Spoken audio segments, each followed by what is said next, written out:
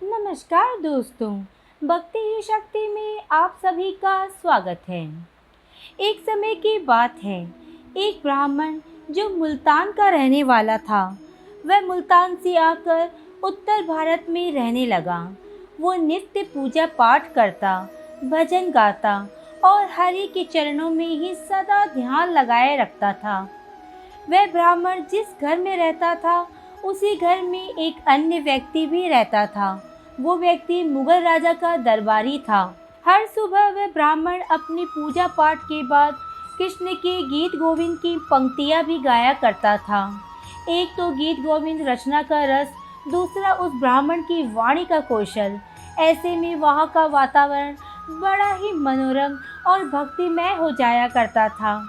जिस समय ब्राह्मण देव गीत गोविंद के पद गाते, उसी समय वो मुगल दरबारी अपने काम को निकलता और सीढ़ियों तक आते हुए जब उस भजन के स्वर उसके कानों में पड़ते, तो वह भाव विभोर होकर कुछ पल के लिए उस भजन में खोकर वहीं खड़ा हो जाता था।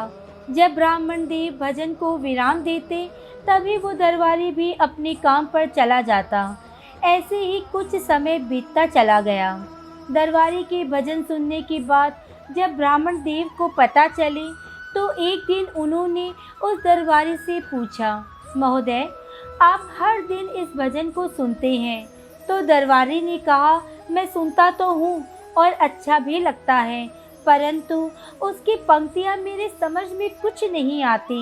उस गीत की लय इतनी मधुर है कि जब भी आप गाते हैं तो मैं अपनी सुध बुध खो बैठता हूँ। बस मैं उसी भजन में डूब जाता हूँ। ये कहकर उस दरबारी ने ब्राह्मण देव से पूछा, ब्राह्मण देव, आप ये भजन कहाँ से सीखे हैं? क्या आप मुझे बता सकते हैं? ब्राह्मण देव बोले, महोदय, ये पद गीत गोविंद के हैं। अगर आप भी पढ़ना चाहते हैं तो मैं आपको भी सिखा दूंगा।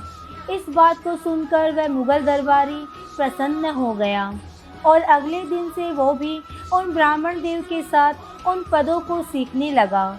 धीरे धीरे वो मुगल दरबारी भी गीत गोविंद के पदों को सीख गया।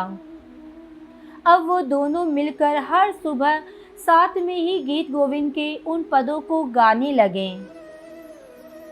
एक दिन जब वह दोनों साथ बैठे थे, तब ब्राह्मण ने उस दरबारी से कहा, आप इन पदों को गाते तो हो, लेकिन हर किसी स्थान पर इन पदों को मत गाना, क्योंकि ये पद कोई साधारण पद नहीं है। ये सुनकर उस दरबारी ने पूछा, ऐसा क्या है इन पदों में? ये सुनकर ब्राह्मण देव बोले, महोदय, ये पद जहाँ कहीं ये गाए जाते हैं, तो इन्हें सुनने को स्वयं श्री कृष्ण भगवान उपस्थित हो जाते हैं। इसलिए जब भी आप इन्हें गाएं, तो श्री कृष्ण के लिए एक आसन लगा दिया करें। ये सुनकर उस मुगल दरबारी ने कहा, ब्राह्मण देव, ऐसा कर पाना तो थोड़ा मुश्किल होगा, क्योंकि हम तो किसी और का कार्य करते हैं। दरबार में कभी कभी तो रात में भी कार्य करना पड़ता है, तो कभी कई दिनों तक घर पर भी नहीं जा पाते हैं। ऐसे में हम इस नियम का पालन कैसे करें? तब ब्राह्मण देव ने कहा, अगर ऐसा है तो जब आप घोड़े पर सवार होकर कहीं जाते हैं, आप तब उस घोड़े पर अपने आगे कृष्ण जी के लिए भी एक बिछौना डाल दिया करें। मार्ग में चलते हुए जब आप गीत गोविंद के पदों का गान करेंगे, तो मन में ये भाव हो कि श्री कृष्ण इस आसन पर विराजमान हैं। ये बात उस मुगल दरबारी को भली लगी। अगले दिन उसने यही नियम बना लिया। अब जब भी वो घर या दरबार से बाहर होता, तो यही करता जो ब्राह्मण देव ने उसे बताया था। जब भी वो घोड़े पर जा रहा होता, तो चलते हुए ही वो गीत गोविंद के पद गुनगुनाया करता। साथ ही अपने आगे श्री कृष्ण के लिए भी आसन बिछा दिया करता था। एक दिन की बात है, जैसे ही वो दरबार पहुंचा, वैसे ही उसको किसी कार्य से जाने की आज्ञा मिली। ऐसे में वो जैसा खड़ा था, वैसे ही घोड़े पर सवार होकर चल दिया और वो श्री कृष्ण के लिए बिछौना भी नहीं बिछा पाया। चलते चलते सदा की भांति वो उन पदों को गाने लगा। गाते हुए वो रास्ते पर अपने ही धुन में चला जा रहा था। तभी चलते चलते अचानक उसे अपने पीछे घुंघरू की आवाज़ सुनाई दी। शुरू में तो उसने उन्हें अनदेखा कर दिया। उसे लगा कि ये मेरा भ्रम होगा, किंतु कुछ दूर चलने पर उसे फिर से वही ध्वनि सुनाई पड़ी। तो उस मुगल दरबारी ने घोड़े को रोककर उतर कर देखा। जब वह अपने चारों ओर उस ध्वनि के स्रोत को देख रहा था, तभी अचानक श्री कृष्ण ने प्रकट होकर उससे पूछा, आप घोड़े से क्यों उतर गए और इतना सुंदर गान बीच में ही क्यों बंद कर दिया? उस मनोहारी छवि को देखकर वह दरबारी तो हक्का बक्का सा रह गया। उस सांवरी सलोनी छवि को देखकर तो वह जड़वत श्री कृष्ण की तरफ एक टकटकी लगाकर देखता ही रहा। उस सूरत को देखकर मानो वो तो पलक झपकाना ही भूल गया था। कृष्ण के उस रूप को देखकर वह इतना भाव विह्वल हो गया कि उसके मुख से कोई स्वर भी नहीं निकल पा रहा था। कुछ क्षण वह जड़वत रहा। जब वह थोड़ा चेतना में पुनः आया तो वह आंखों में आंसू भरकर बोला, आप तो संसार के मालिक हो, फिर आप मेरे पीछे पीछे क्यों भागे भागे आ रहे हो? उसकी बात सुनकर श्री कृष्ण अपने होठों पर मुस्कान धरकर बोले, मैं पीछे भागा हुआ नहीं आ रहा था, मैं तो तुम्हारे उन पदों के गायन के साथ नृत्य कर रहा था। तुम जिन पदों का गायन कर रहे थे वह कोई साधारण पद नहीं है, वह तो मुझे बहुत प्रिय है। जिस स्थान पर वो पद गाए जाते हैं मैं वहाँ पर सदा ही उपस्थित हो जाता हूँ।